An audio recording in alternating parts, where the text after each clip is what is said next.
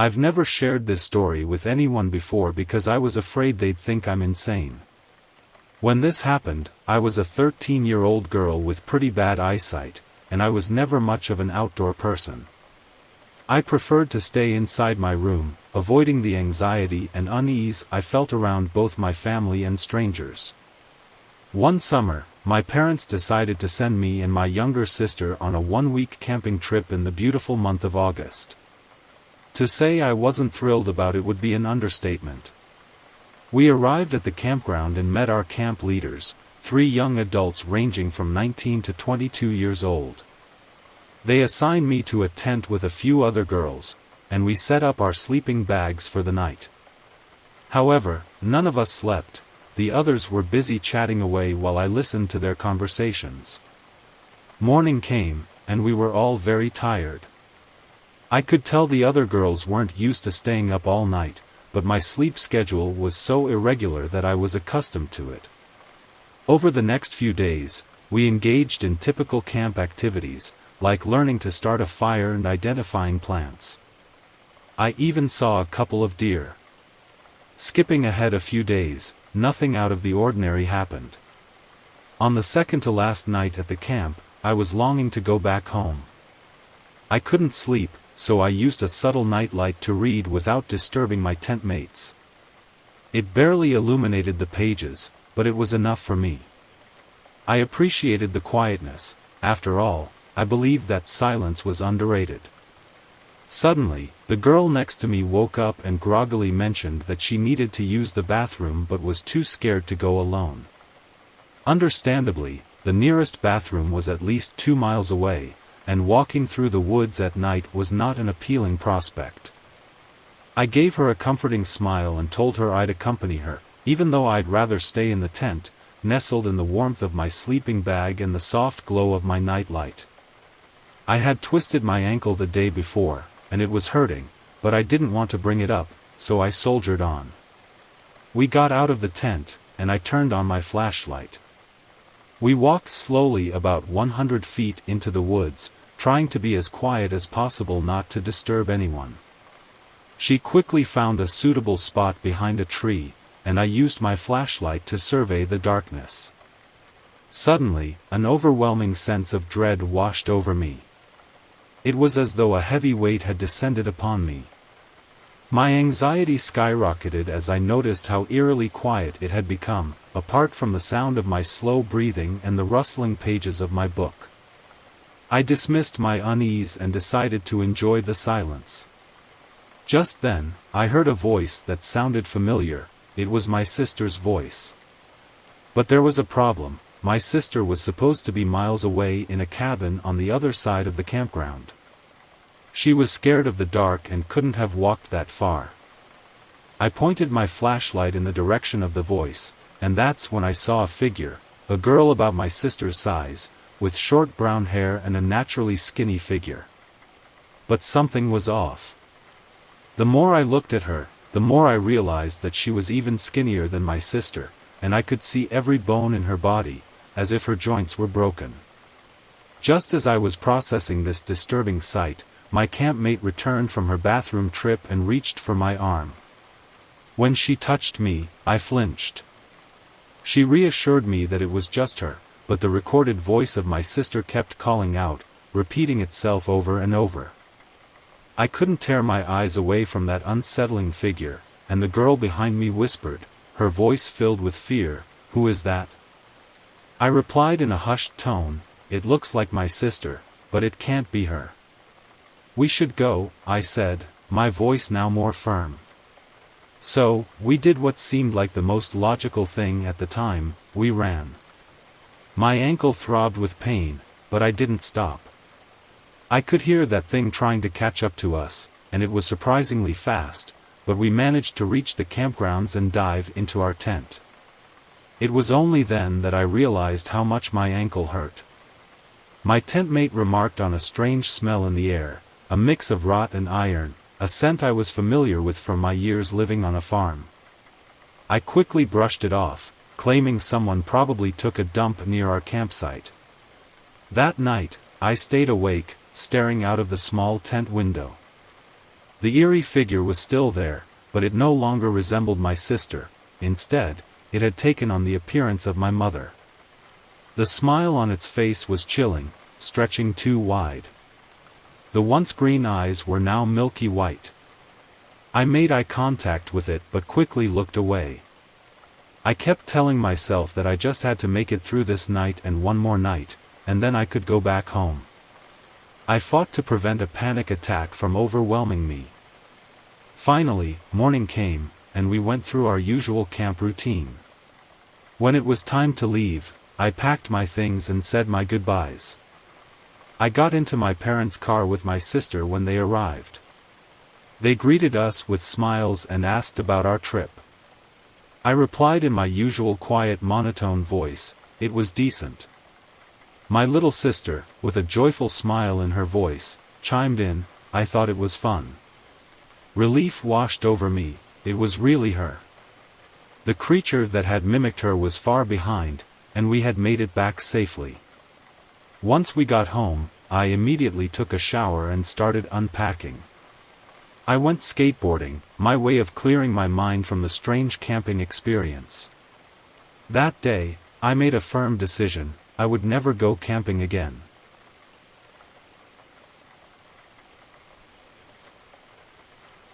My experience in the rural Oregon mountains, away from the wicked Wendigos, has made me rethink the old adage, right place at the right time. I used to believe it was all just a coincidence, but after the past 6 weeks, my perspective has shifted. Maybe we're put in specific places at specific times for a reason.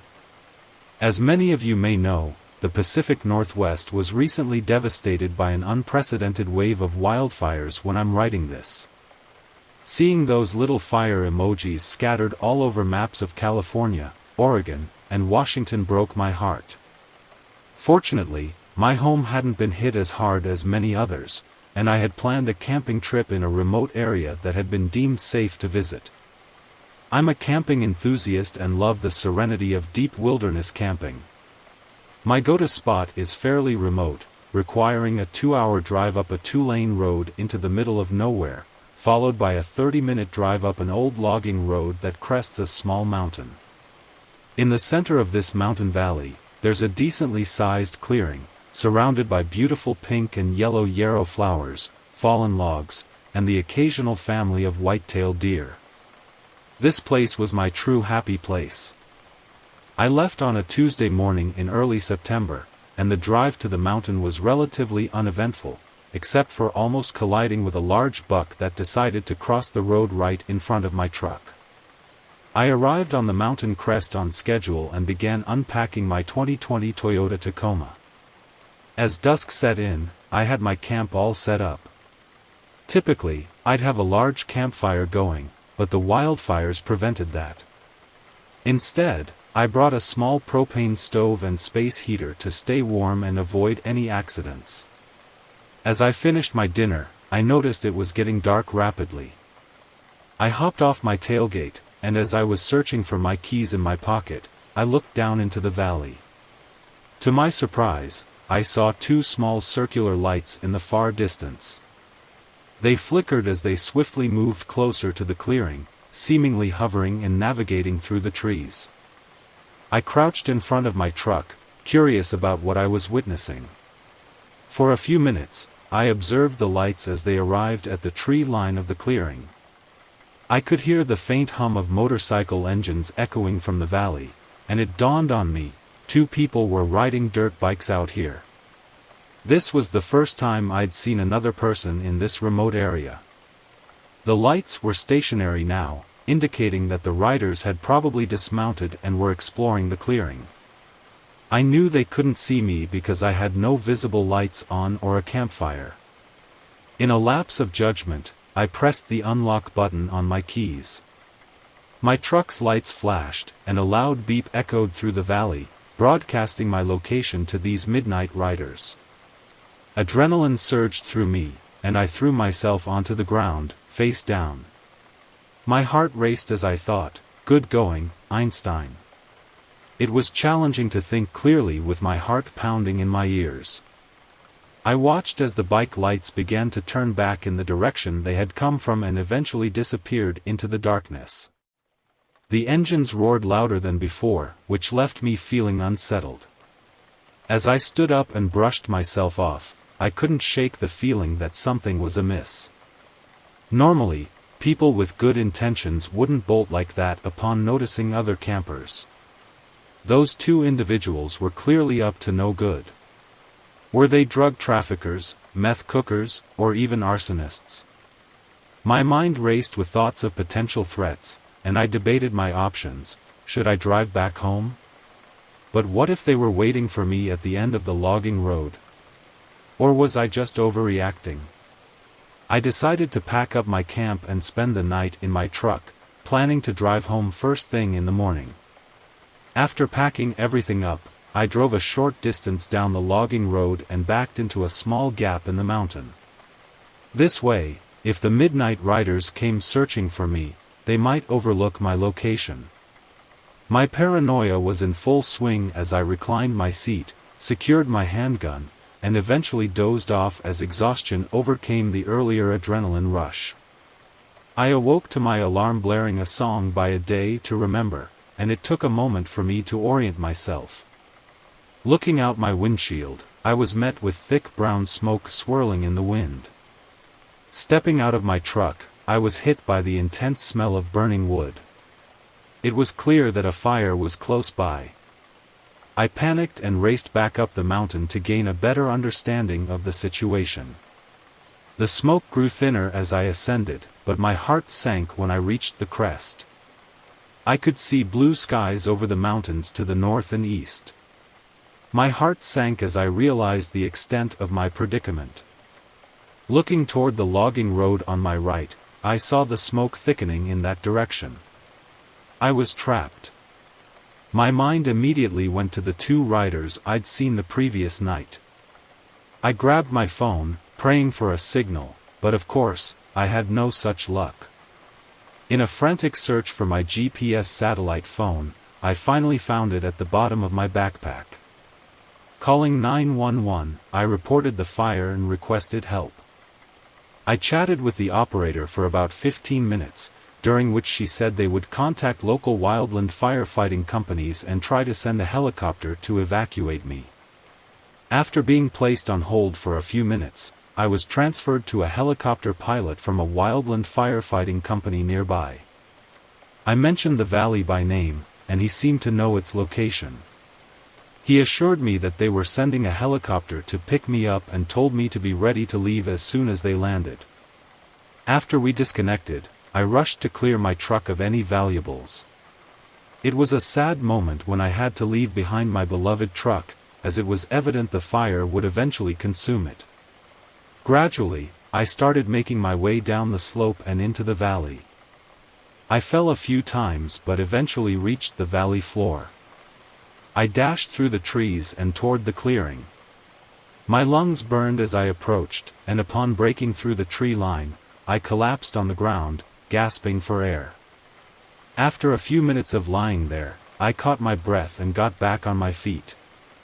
I started walking toward the center of the clearing and glanced up at the peak of the small mountain, where I could see my bright red truck parked where I had left it.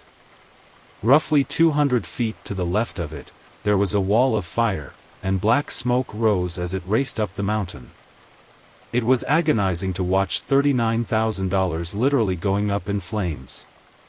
My attention shifted to the skies as I scanned for the rescue helicopter, straining to listen for the chopping sound of its rotors. As I stood there, my ears picked up another sound that left me questioning my sanity. To my left, I could hear someone crying out, sending a shockwave through me. I stood there, unable to believe my ears, and unholstered my handgun as I called out, "Hello, is someone there?" The muffled screaming grew louder, and I rushed toward it, holding back tears. I noticed a piece of plywood, roughly 4 by 8 feet, covered in branches and dirt, with a large boulder on top of it. I called out again, and the scream became unmistakable. I thought, is there really someone under that plywood? I rushed to move the boulder, struggling a few times, but eventually managing to push it aside. Slowly, I lifted the plywood and tossed it away. What I saw was something I'll never forget. Inside the small hole, no larger than 4 by 4 feet, sat a woman with zip-tied wrists and her mouth gagged with a piece of cloth. I gasped and took a step back, unable to believe what I was witnessing. What in the world was going on? The woman was frantically looking around, and I snapped out of my shock to rush to her aid. She flinched as I reached out to grab her, and I lifted her out of the hole, removing the cloth from her mouth. She began yelling in Spanish and raised her arms. I tried to reassure her, saying, "Calm down, you're safe now." I quickly cut the zip ties binding her wrists. She started pointing behind me and repeating something I couldn't understand as I didn't speak Spanish. Turning around, I noticed 4 more pieces of plywood scattered across the clearing. Horror coursed through me, and I rushed over to flip them over one by one. But one by one, they were all empty. The woman followed me as I did this, and as I flipped the last piece of plywood, exposing an empty hole, she collapsed on the ground, sobbing. I attempted to ask what was wrong, but I couldn't understand her. As I tried to console her, the distinct sound of helicopter rotors reached my ears. I looked up to see the chopper descending into the valley. I helped the woman to her feet and put her arm over my shoulder as we rushed to the waiting helicopter. A man emerged from the side doors as we reached him. He helped the woman in and then stopped, exclaiming, "You didn't tell us there'd be 2 of you." I shouted back, trying to be heard over the roaring rotors, "I just found her.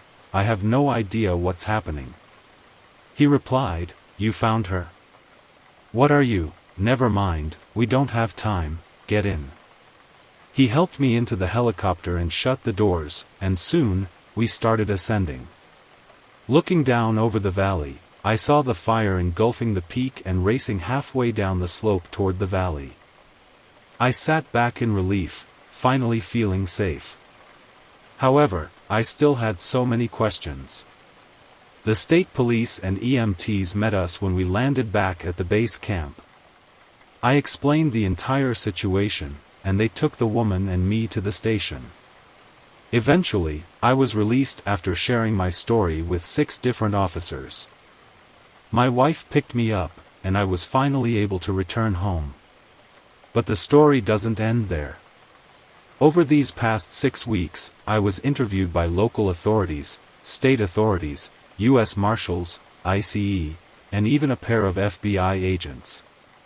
My final interview was with the 2 FBI agents, and they were the only ones who provided me with significant information about the situation. After recounting my story, just as I did here, they filled in some gaps. They explained that I had likely stumbled upon a human trafficking operation. When I unlocked my truck, it spooked the traffickers. I was lucky that I hid in that gap when I did, as they probably went up the logging road to deal with me. When they couldn't find me, they likely assumed I'd gone to get the police, so they packed up any valuable assets, including the woman's younger daughter, and started the fire to destroy any evidence before I could alert the authorities. I asked about the girl I found, and the older agent informed me that she and her daughter had been kidnapped from Nicaragua.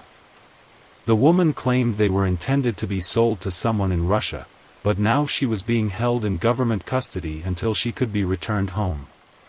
He added, "She's lucky you came along when you did. You were at the right place at the right time."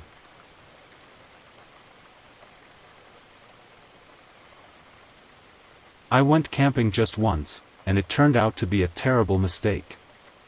At first, it seemed like it would be a fun adventure because my best friend Claire and I had caught the wilderness bug from TikTok, and we envisioned a girl's retreat into nature.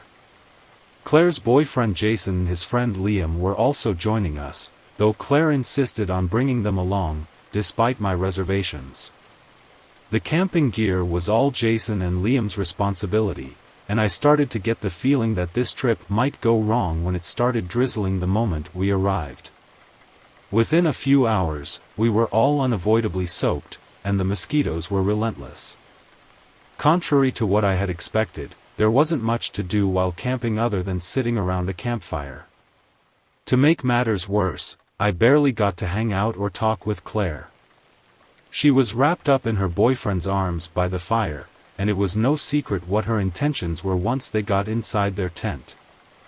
I soon realized that this camping trip wasn't Claire's idea of a girls' retreat. It was merely an excuse to go somewhere exotic with her boyfriend and be as loud and dirty as they pleased. This put a weird vibe in the air between me and Liam. I had no interest in getting with him, and I had purposely avoided him at school, even when my best friend started dating his best friend. The way he looked at me while Claire and Jason made out was uncomfortably obvious. It seemed like he wished their love could be some sort of aphrodisiac for me and him. I made it clear to Liam that such a scenario wouldn't be happening. The real problem emerged with our sleeping arrangements. Originally, Claire and I were supposed to share a tent, but it became clear that she had no intention of doing that. She was going to sleep with her boyfriend, leaving me to share a tent with Liam. I dreaded this the whole night, especially because Liam had been staring at me like a creep. He never explicitly hit on me, so I hoped he had gotten the hint that it wouldn't work out. Besides, he was a friend by association, so for one night, I decided to trust him. Contrary to what I had been led to believe about camping, it wasn't easy to sleep outside at all. I couldn't find a way to get comfortable and felt like I was rolling around on a pile of wooden snakes. After what felt like hours of tossing and turning, I was sweaty, angry, and no closer to sleep. The only saving grace was that Liam wasn't snoring. But then, an idea struck me. With nothing else to do and feeling bored, I decided to pretend like I had fallen asleep to see if Liam would try something. I faked shallow breathing and stopped moving, keeping my eyes open just a crack to watch. After a few minutes, Liam stirred. He rolled over, and I saw his eyes open in the dark. He poked me on the arm, testing if I was really asleep, but I pretended not to feel it. For a few tense minutes, Liam just stared at me in the darkness. I couldn't tell if that's all he was going to do or if he was working up the courage to do something else. The air inside the tent grew warmer and more humid. I felt like I could smell what was on his mind. His breathing got heavier, and finally, his hand reached over the space between us. I immediately screamed and pushed his hand away, then cussed him out as I put on my shoes and stormed out of the tent. My so-called friends in the other tent didn't even wake up to see what the shouting was about. I slapped Liam when he grabbed my waist, and luckily, he didn't follow me outside. For the next several hours until the sun came up, I sat beside the dying campfire, stirring the coals and adding sticks occasionally, contending with mosquitoes and the wild animals, but thankful to be away from Liam. When everyone finally got up, I couldn't even bear to say anything about what happened. I was mostly silent but clearly ready to get out of the woods as soon as possible. When we returned home, I told Claire what had happened and asked her to have Jason confront Liam about it. In a cruel twist of fate, she took Liam's side and accused me of making things up or confusing a dream for reality. She didn't want to start any problems with her 1-month-old relationship.